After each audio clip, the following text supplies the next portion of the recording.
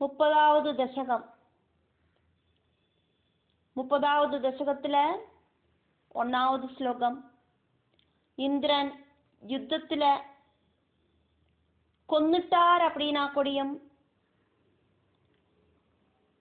அசுரகுருவான சுக்ராச்சாரியரால ஜீவன் வரவழைச்ச மகாபலி விஸ்வஜித் அப்படின்னு சொல்ற யாகத்தால சக்தியை ஜாஸ்தி பண்ணிண்டு பராக்கிரமசாலியாയി தீர்ந்து பிரஹ்லாத வம்சத்துல பிறந்ததினால பகவானோடு சுதர்சன சக்கரத்தை கொடியும் பயந்துக்காதக்கி யுத்தத்துல தேவர்கள் தோத்து ஓடிப்போனோன 3 உலகத்தையும் தன்வசப்படுத்தினார் அப்படிங்கிறதாக்கும் இந்த ஸ்லோகம். சக்ரேண தேவேந்திரனால சம்யதி ஹதஹா அபி யுத்தத்துல கொல்லப்பட்டார் அப்படின்னா கொடியும் ஜீவித தனுகு அந்த ஜீவனில்லாத சரீரத்தை மறுபடியும் ஜீவிப்பிச்சதாயிட்டு மகாத்மா மகாபலி அப்படிங்கிற மகாத்மா கிருதுவர்தித உஷ்மா யாகம் செஞ்சு ரொம்ப சக்தி ஜாஸ்தி ஆயிட்டு பலத்தோடு கூடிட்டு விக்ராந்திமான் பராக்கிரமசாலியாயிருக்கிற சஹபலிஹி அந்த மகாபலி தவ சக்கரமுகாது அபீதஹா பகவானோடு சுதர்சன சக்கரத்தை கொடியும் பயமில்லாதவனாயிட்டு அந்த மகாபலி. காரணம் என்ன அப்படின்னாக்கா பகவானோடு உத்தம பக்த சிரோமணியாயிருக்கிற பிரஹ்லாதனோடு புத்திரன் விரோஜனனோடு புத்திரன் ஆக்கும் மகாபலி. அதனாலேயாக்கும் பிரஹ்லாதனோடு பேர குழந்தையாக்கும் மகாபலி. பிரஹ்லாதனுக்கு பல பல அனுகிரகங்களும் பகவான் கொடுத்திருந்தார். அதுல ஒன்னாக்கும் பிரஹ்லாதனோடு வம்சத்துல இருக்கிற ஆரையும் என்னோடு கையால கொல்ல மாட்டேன் அப்படிங்கிற வாக்கு. அதனாலேயே பகவானோடு சுதர்சன சக்கரத்தால மகாபலிக்கு மரணம் உண்டாகாது அப்படின்னு மகாபலிக்கு தெரியும். அதனாலேயே மகாபலிக்கு பகவானோடு சுதர்சன சக்கரத்தை பயமில்லை. பகவானோடு திவ்ய ஆயுதமாக்குவே அந்த சுதர்சன சக்கரம்.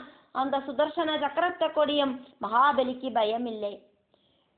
பய நிலீன சுராம் திரிலோகி பேடிச்சு ஓடி மறைஞ்ச தேவர்களோடு கூடின 3 உலகங்களையும் வசே சக்கரே மகாபலியோடு கண்ட்ரோல்ல கொண்டு வந்தார் மகாபலி. பூலோகம் சொர்க்கலோகம் பாதாளலோகம் அப்படின்னு 14 லோகங்களுக்கும் மகாபலி திக்விஜயம் நடத்திண்டு சக்கரவர்த்தி ஆயிட்டு இருந்தார். 2வது ஸ்லோகம்.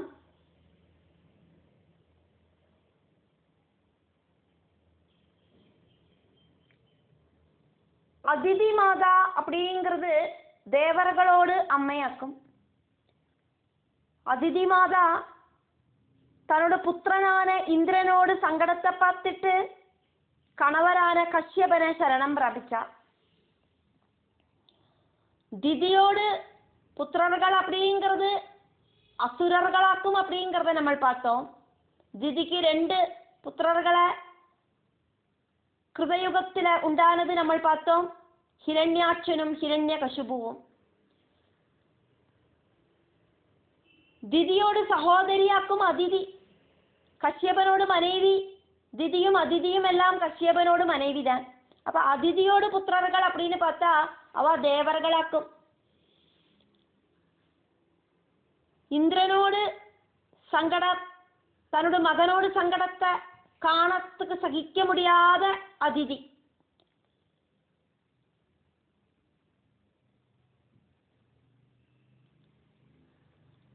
திதியோடு பரம்பரையில உண்டான மகாபலி தேவேந்திரனோட சிம்ஹாசனத்தை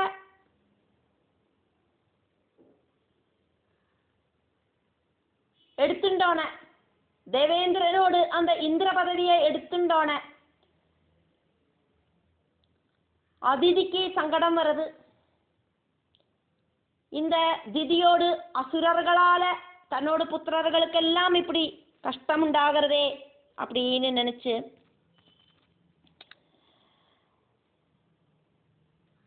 அப்படி சங்கடம் வந்த அதிதி கணவரான கஷ்யபன் கிட்ட போயிட்டு சங்கடத்தை சொல்லறா. பயோவிரதம் அப்படின்னு பேர் இருக்கிற பகவானோட பூஜையை பூர்ண பக்தியோடு கூடிட்டு 12 நாளைக்கு அனுஷ்டிக்கவும் செஞ்சான். அப்படியாக்குமானா என்னவாக்கும் பயோவிரதம்? மீன மாசத்துல சுக்லபட்சத்துல முதல்ல வர நாளான பிரதமை முதலுக்கு துவாதசி வரைக்கும் இருக்கிற 12 நாள்கள் பாலை மட்டும் உணவாயிட்டு எடுத்துண்டு விரதம் அனுஷ்டிச்சு ரொம்ப ரொம்ப பக்தியோடு கூடிட்டு பகவான் நாராயணனை பூஜிக்கிற விரதம். விரதம் ஆரம்பிக்கிற முதல் நாளைக்கு, அதாவது அமாவாசை நாள் அப்படிங்கிறது, அந்த நாள்ல நதியில போய் குளிக்கணும். இங்க ஒரு விஷயம் இதுல நம்ம இங்க கவனிக்கணும். பயோவிரதம் அப்படிங்கிறது பகவான் நாராயணனுக்கு செய்யற ஒரு பூஜையாக்கும். இந்த பயோவிரதத்துக்கு எடுத்துக்கிற அந்த விரத சிஸ்டங்கள் அப்படின்னு பார்த்தானாக்கா,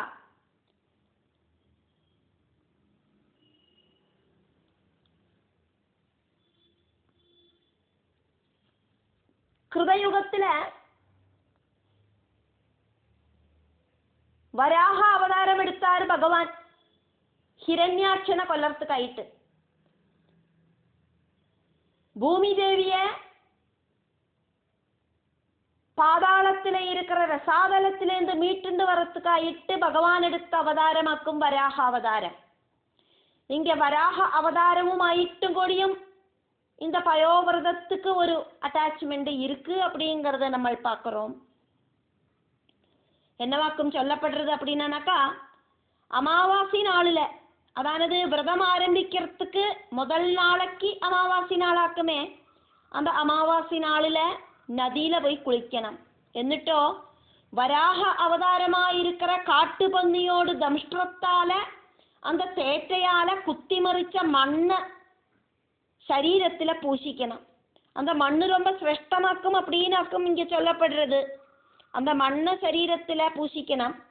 அப்படி அந்த மண் கிடைக்கிறதுக்கு சாத்தியமில்லை அப்படின்னாக்கா, சாதாரண மண்ணை எடுத்து சரீரத்துல பூசிண்டு வராகமூர்த்தியோடு மந்திரங்களை சொல்லிண்டு மண்ணை தேய்ச்சி குளிக்கணும் அப்படின்னாக்கும் சொல்லப்படுறது.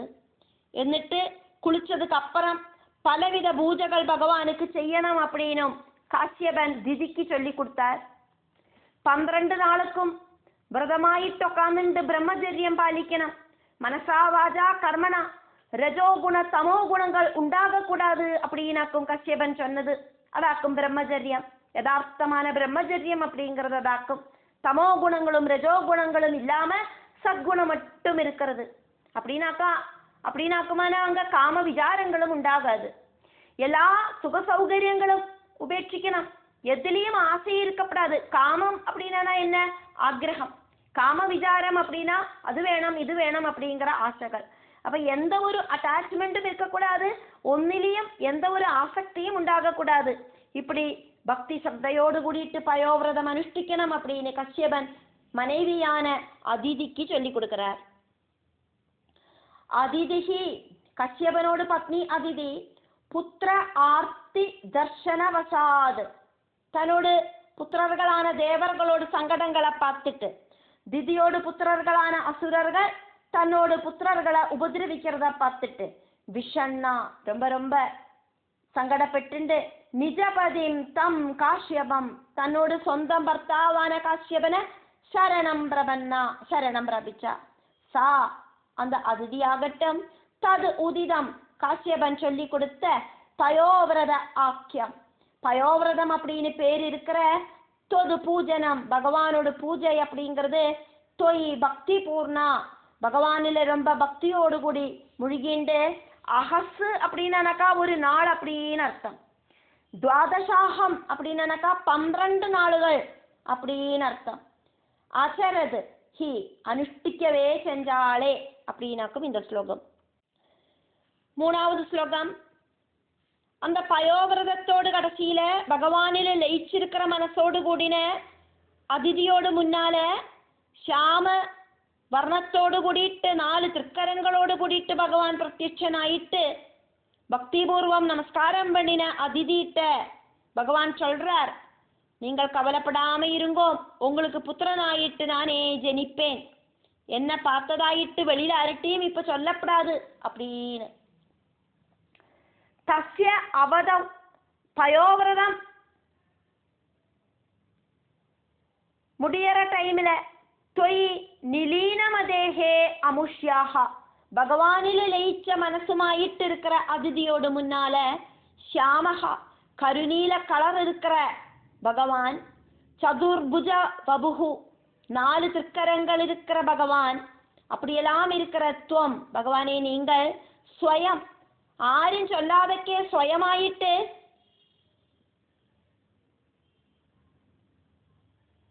ആവിരാസീഹി പ്രത്യക്ഷീഭവിച്ച ഇഹ നമ്രാം ചതാം பகவானை முன்னல பார்த்துட்டு நமஸ்காரம் பண்ணவும் செஞ்ச அதிதி கிட்ட பவத் தனயஹா பவேயம், நான் உங்களோடு புத்திரனாயிட்டு வருவேன் தேவி அப்படின்னு பகவான் சொன்னார். மத் இச்சனம் கோப்யம், நான் உங்களுக்கு தர்சனம் தந்தது யார்கிட்டையும் சொல்லப்படாது, தேவகாரியங்கள் அப்படிங்கிறது சொல்லி நடக்கக்கூடிய விஷயம் இல்லை அப்படின்னு அர்த்தம். இது பிரலவன் இப்படி சொல்லிட்டு அயாசீஹி அப்பிரத்யட்சனாகவும் செஞ்சேளே, அங்கேருந்து மறைஞ்சு போயிட்டேளே. 4வது ஸ்லோகம் பார்த்துட்டு இருக்கோம். அதுக்கப்புறம் பகவான் பிரம்மாவினால ஸ்துதிக்கப்பட்டு தபோனிஷ்டையோடு கூடின கஷ்யபனில பிரவேசிச்சு அதிதியோடு கர்ப்பத்தில பிராபிச்சு அதிதி திருவோணവും ദ്വാദശിയും കൂടിன പുണ്യ ദിനത്തില ശംഖ് ചക്രങ്ങൾ പീതാംബരം വനമാല இப்படியெல்லாம் ஸ்பஷ்டமான விஷ்ணு சின்னங்களோடு கூடின பகவானை பிரசவிச்சா. திருவோணத்தோடு ஆத்திய பாதத்துக்கு அதாவது 3 டிகிரி 20 மினிட்டுக்கு அபிஜித் அப்படின்னாக்கும் சொல்லப்படுறது. சிங்க மாசத்துல சுக்லபட்ச ദ്വാദശിയും ശ്രാവണ മാസത്തില അഭിജിത്ത് അംശവും രണ്ടും കൂടിന പുണ്യ മുഹൂർത്തത്തിലാക്കും വാമനമൂർത്തിയോട് അവതാരം. തദാനി அதுக்கப்புறம் துவம் பகவானே நீங்கள் கஷ்யபே தபஸ்வி சந்நிதது, தபஸ்வியான கஷ்யபனோடு வீரியத்துல பிரவேசனம் பண்ணினேன். அதிதேகே கர்ப்பம் பிராப்தஹா அசி, அதிதியோடு கர்ப்பத்துக்கு அந்த வீரியத்தை பிரவேசிப்பிச்ச. விதாத்ரா பிரணுன்னதஹா பிரணுதஹா, பிரம்மா இதை தெரிஞ்சு வாமனமூர்த்தி ஆயிட்டு அவதரிக்க போற அந்த பகவான் நாராயணனை ஸ்துதிச்சல். பிரகட வைஷ்ணவ திவ்ய ரூபம் பவந்தம், திவ்யமான விஷ்ணுவோடு ரூபம் வியக்தமாயிட்டு பிரகாசிப்பிக்கிற பகவானே. ദ്വാദശി சிரவண புண்ணியதினே, ദ്വാദശിயில திருவோணவும் கூடின அந்த சுப முகூர்த்தத்துல சா அதிதி அப்படிங்கிற அவள் பிராசூதா பிரசவிக்கவும் செஞ்சாலே. சங்கு சக்கர கதா பத்மம் அதே மாதிரி வனமாலை பீதாம்பரம் இப்படி இருக்கிற ஸ்பஷ்டமான வைஷ்ணவ சின்னங்களோடு கூடிட்டு அதிதிக்கு புத்திரனாயிட்டு பகவான் 4 திருக்கரங்களோடு கூடிட்டு அவதரிச்சல். 5வது ஸ்லோகம் தேவ கூட்டங்களெல்லாம் சந்தோஷ பாரவசியத்தோடு கூடிட்டு அந்த புண்ணிய ஆசிரமத்துல புஷ்ப வருஷம் செஞ்சா. அதே மாதிரி பெரும்பறை கொட்டினா. அந்த டைம்ல அப்பாவும் அம்மாவும் எல்லாம் கைய கூப்பி தொழுதுண்டு கஷ்யபனும் அதிதியும் பகவானை தொழுதுண்டு ஜெய ஜெயா அப்படின்னு ஸ்துதிச்சா. அப்படி இருக்கிற பகவான் உடனடியாயிட்டு அழகான ஒரு சின்ன பால ரூபத்தை സ്വീകരിച്ചാள். എല്ലാ വിധமான வைஷ்ணவ அடையாளங்களோடும் கூட்டிட்டாக்கும் பகவான் அவதரிச்சது. ஸ்ரீவல்சம் கௌஸ்துபம் சங்கு சக்கர கதாபத்மம் இப்படி இருக்கிற அடையாளங்களோடு கூடிட்டு வனமாலையும் பீதாம்பரவும் கங்கணமும் எல்லாம் இருக்கு. சுரகணே ஹர்ஷ ஆகுலே கிருததூரிய கோஷே, தேவர்கள் குஷியோடு கூடிட்டு பெரும்பறை கொட்டினா. கந்தர்வர்கள் பாட்டு பாடினா. அப்சர ஸ்திரீகள் நடனமாடினா. நாரதர் வீணையில பாட்டு பாடினார், நாராயண நாமம் ஜபிச்சார். இப்படியெல்லாம் சந்தோஷத்தை அவ பிரகடிப்பிச்சா. தூரிய கோஷே பெரும்பறை முழக்கினா. காசியபனோடு தம் புண்ணியாசிரமம், அந்த புண்ணியாசிரமத்துக்கு புஷ்பவர்ஷேகி அபிவர்ஷதி, பூமழையால மூடினா தேவர்கள். அஞ்சலியும் பத்வா, கைகளை கூப்பிண்டு ஜெய ஜெயா இது பகவான் ஜெயிக்கட்டும் பகவான் ஜெயிக்கட்டும் அப்படின்னு பிதிருப்யாம் நுதகா, பகவான் வாமனமூர்த்தியோடு அம்மா அப்பாவான அதிதி மாதாவும் கஷ்யபனும் ஸ்துதிச்சா. இப்படியெல்லாம் செஞ்ச துவம் பகவான, இப்படியெல்லாம் இருக்கிற நீங்கள் தட்சணே உடனடியாக படுதமம் வடுரூபம், ரொம்ப சமர்த்தமான ஒரு பிரம்மச்சாரி ரூபத்தை ஆதாக ஸ்வீகரிச்சேளே. 6வது ஸ்லோகம் பார்க்கிறோமே. அப்போ பிரம்மா தொடங்கினவா எல்லாம் பகவானோடு உபநயனம்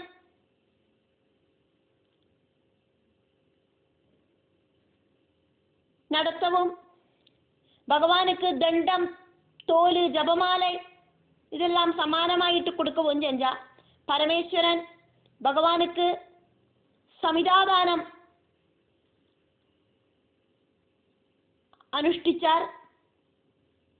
இந்த சம்ஸ்காரங்கள் எல்லாம் முடிஞ்சோன பிரம்ம தேஜஸால ஜொலிக்கிற சரீரத்தோடு கூடிட்டு பகவான் அஸ்வமேதம் ஆரம்பிக்கிற அந்த மகாபலியோடு அந்த யாகசாலைக்கு புறப்பட்டார். வடுரூபம் தரிச்ச பகவானுக்கு சூரியன் காயத்ரிய உபதேசிச்சார். ப்ரஹஸ்பதி யஜ்ஞோபவீதம் கொடுத்தார். அப்பாவான கஷ்யபன் முஞ்சம் அப்படிங்கிற புல்லால உண்டாக்கின மேகலையும், பூமாதேவி கிருஷ்ணமிருகத்தையும், சந்திரன் தண்டவும் சம்மானிச்சா. கௌபீனம் கொடுத்தது அம்மாவான அதிதியாக்கும், சொர்க்கமாக்கும் கொடைய கொடுத்தது பிரம்மாவிலிருந்து கமண்டலு கிடைச்சது, தர்ப்ப புல்லுகளாக்கும் சப்தர்ஷிகள் பகவானுக்கு காணிக்கையாக சமர்ப்பிச்சது, ஜபமாலை கொடுத்தது சரஸ்வதி தேவியோடு சம்மானமாயிட்டாக்கும். ஈஷா பகவானே குருவாயிரப்பா தாவது. அதுக்கப்புறமா பிரஜாபதி முகைஹி, கஷ்யப பிரஜாபதி தொடங்கின இம்பார்ட்டன்ட் பிரஜாபதிகள்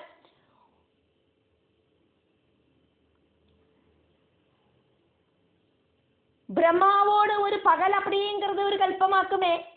பிரம்மாவோடு ஒரு பகல்ல 14 மன்வந்தரங்கள் வந்து போகும் அப்படிங்கிற மாதிரி பிரஜாபதிகளும் பூபரிபாலனத்துக்காயிட்டு ஹெல்ப் பண்றதுண்டு.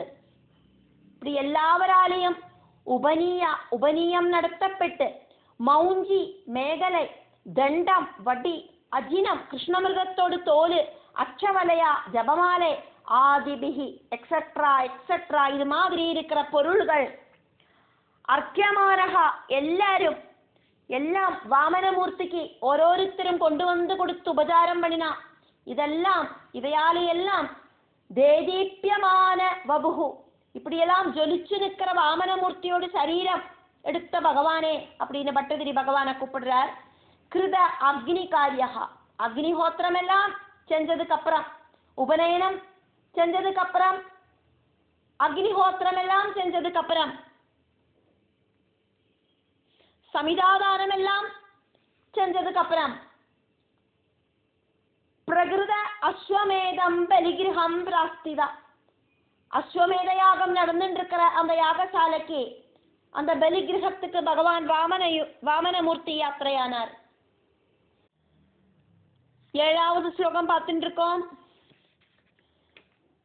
ஃபியூச்சர்ல உண்டாக போற ஏதோ ஒரு விஷயத்தை முன்னிட்டு கௌரவமாயிருக்கிற மாதிரி பகவான் தன்னோடு திருடமான சரீரத்தால பூமியை வரப்பிச்சுண்டு எழுந்தள்ளினார். சத்ருக்களோடு பிரதாபச்சூட தடுக்கிறதுக்கு மாதிரி கையில ஒரு ஓலக்கொடை, அசுரர்களை அடிக்கிற மாதிரி கையில ஒரு குச்சி, இப்படியாக பகவான் வாமனமூர்த்தி யாகசாலைக்கு எழுந்தள்ளினார். பாவி மகிம உஜித கௌரவம், ஃபியூச்சர்ல செய்ய போற சிரேஷ்டமான விஷயத்தோடு கௌரவம், சீரியஸ் அப்படிங்கிறது பிராக் வியாவிருண்ணுத இவ முன்னாலேயே அந்த கௌரவ பாவத்தை எடுத்து காட்டுற மாதிரி கௌரவம் முகத்துல காட்டிட்டு நடந்தார் வாமனமூர்த்தி. காத்திரேன தரணீம் சலயன் வாமனமூர்த்தி ஓரோ பாதத்தை வைக்கிறதையும் பூமியை வரப்பிச்சுட்டு நடந்தார்.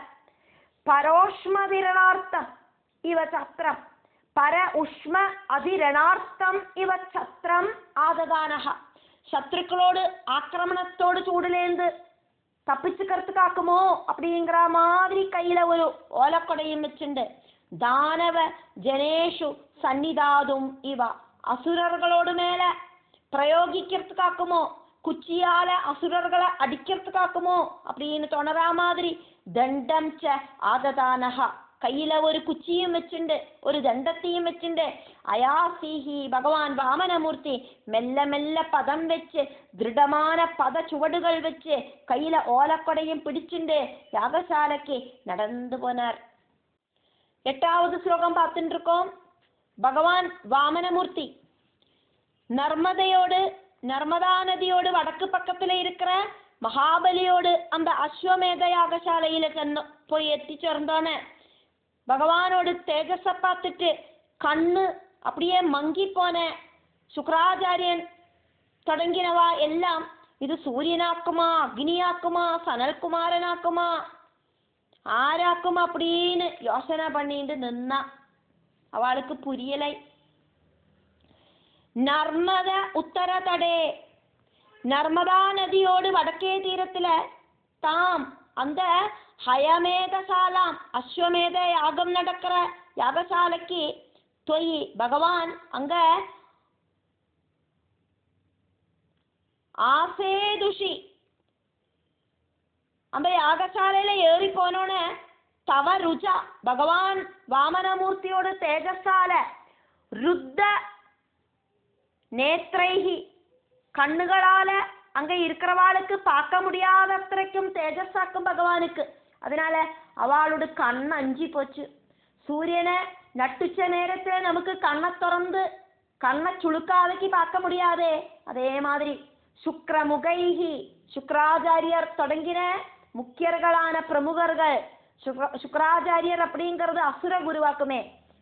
அதே மாதிரி இருக்கிற பிரமுகர்கள் எல்லாம் ஏஷ பாஸ்வான் கிம் இங்க வந்திருக்கிறது சூரியனாக்குமோ சூரிய தேவனாக்குமோ தகனஹானு அக்னி தேவனாக்குமோ வந்திருக்கிறது யோகி சனத்குமாரஹானு யோகீஸ்வரனான சனத்குமாரனாக்குமா சனகாதிகளில் ரொம்ப ரொம்ப சிரேஷ்டனாக்குமே யோகியாக்குமே சனத்குமாரன். அயம் கஹா இவன் ஆராயிருக்கும். இത്ര தேஜஸ் இருக்கிற இந்த பாலன் சாதாரணமான ஒரு மனுஷ குழந்தை ஆகிறதுக்கான எந்த சாத்தியதையும் இல்லை. ரூபத்தில மட்டுமில்லை பாலன் பிரவൃத்தியிலையும் பாவத்திலையும் எல்லாம் பகுமானம் தோணி போகிற இந்த பாலன் இது சசங்கே இப்படியெல்லாம் நினைச்சு அத்தனை பேரும் சந்தேகமா நின்னா. பார்க்கறதுக்கு ரூபம் மட்டும்தான் பாலனா இருக்கு, ஆனா பிரவൃத்தியெல்லாம் பார்த்தானாக்கா ஏதோ ஒரு தேவநாட்டுமாவாக்கும் இருக்கு அப்படின்னு யோசனை பண்ணி நின்னா. 9வது ஸ்லோகம் பார்க்கிறோம். பகவானோட தேஜஸால கண்ணஞ்சி போன கண்ணுல காഴ്ചை மங்கி போன சுக்ராச்சாரியர் பகவானை வரவேற்று உள்ள கூட்டிண்டு போய் அழகான பகவானோடு பக்கத்துல பக்தியோடு கூடிட்டு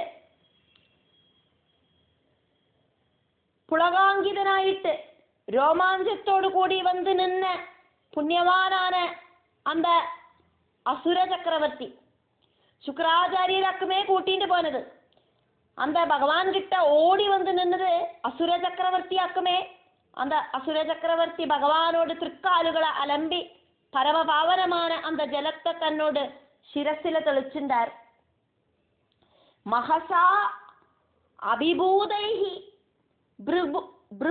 பிருகுபிஹி அத்புத பாலனோடு மகாத்மியத்தை பார்த்துட்டு அதிசயிச்சு நின்ன பிருகு தொடங்கின முனிகள் எல்லாம் அந்த முனிகளால உடனடியாயிட்டு ஆசு ஆனீதம் உடனடியாயிட்டு സ്വീകരിച്ചു கூட்டிட்டு போன அந்த பாலனாயிருக்கிற வாமனமூர்த்தி யாகசாலைக்கு கொண்டு வந்த அந்த அழகான திவ்ய ரூபமான அந்த வாமனமூர்த்தி ரம்ய ரூபம் துவாம், அழகான ரூபம் இருக்கிற பகவானே நீங்கள், அழகான சுந்தர ரூபம் இருக்கிற பகவான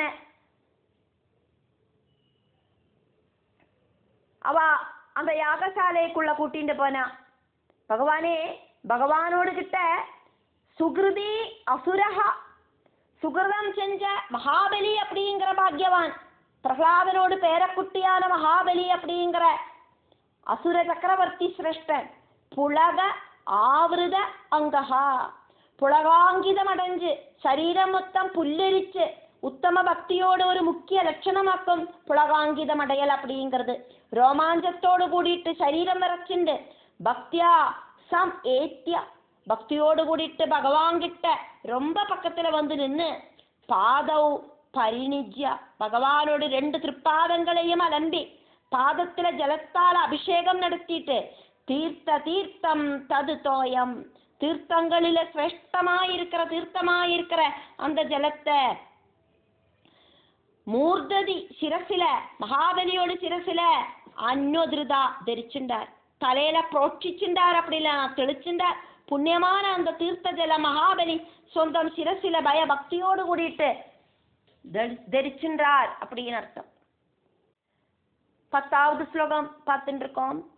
ஸ்ரீ பரமேஸ்வரன் சிரசில தரிச்சுண்டு பகுமானிக்கிற பகவானோட பாத தீர்த்தம் அசுரனாயிருந்துட்டு கூடிய மகாபலிக்கு கிடைச்சது பிரகலாதனோட வம்சத்துல பிறந்த காரணமாயிட்டாக்குமா?